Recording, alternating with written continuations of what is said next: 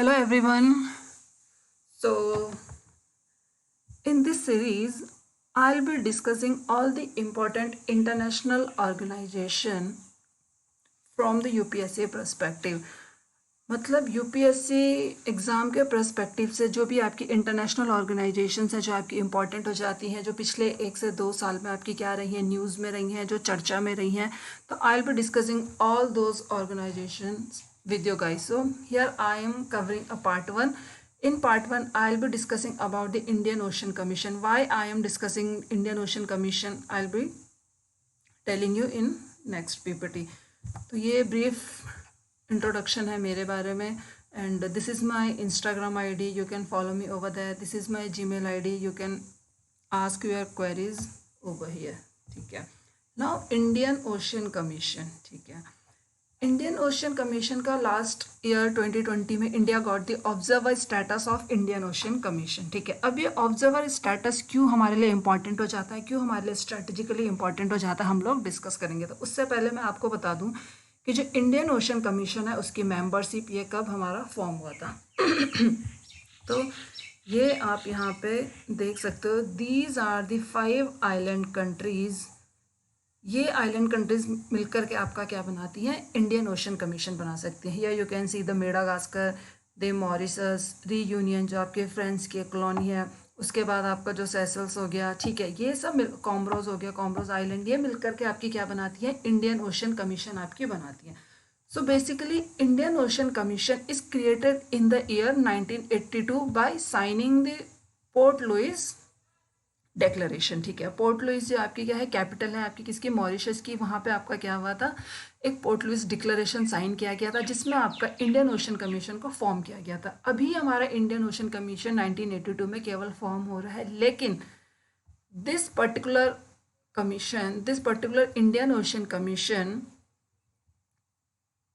Has been institutionalized. मतलब ये institutionalised कब से हुआ, 1984 से. यानी कि 1984 को फर्दर आपका एक एग्रीमेंट साइन किया गया, and by signing this agreement this particular Indian Ocean Commission got institutionalized. ठीक है. अब ये वाला क्वेश्चन देखो, ये इंपॉर्टेंट हो जाता है. यूपीएससी में स्टेटमेंट बना करके आपसे पूछा जा सकता है कि जो ये आपकी आइलैंड कंट्रीज हैं, ये एक्सक्लूसिवली आपकी आइलैंड्स हैं या आपकी क्या है, जो आपका इंडियन ओशन कमीशन है that is composed of islands exclusively. ठीक है.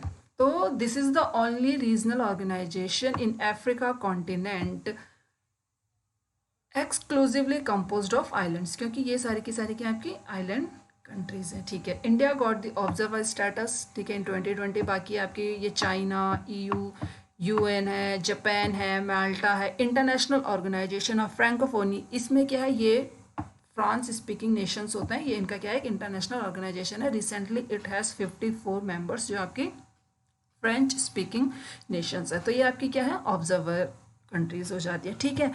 Now what is the significance of this observer status for India. ठीक है. तो सिग्निफिकेंस अब हमारा कैसा हो जाता है, we will discuss the significance. ठीक है.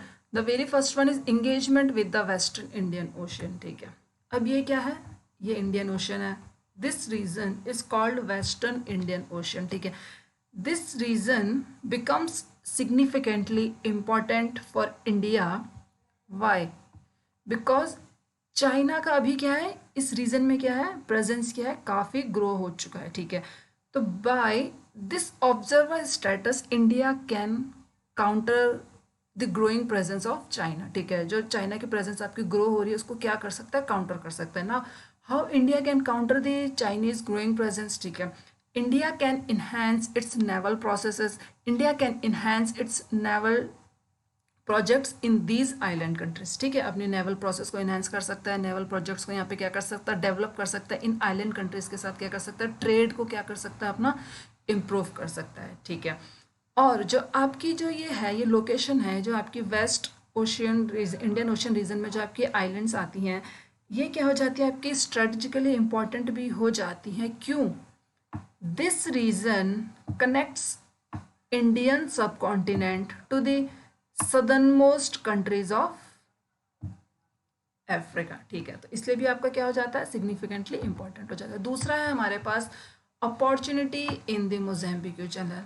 Now what is this Mozambique channel? ठीक है, the bridge that provides the connectivity between, or the linkage that provides the connectivity between the Madagascar and the Mozambique country of Africa is known as Mozambique channel.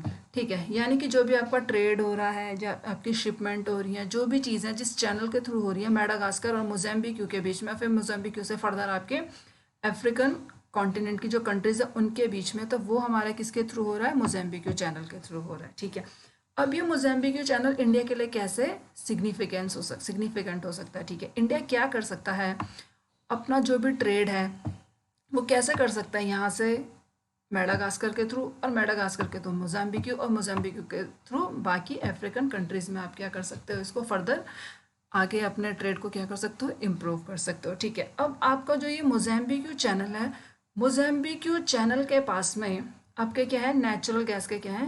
Reserves पाए जाते हैं. ठीक है, ये natural gas के reserves आपके क्या हैं? पाए जाते हैं.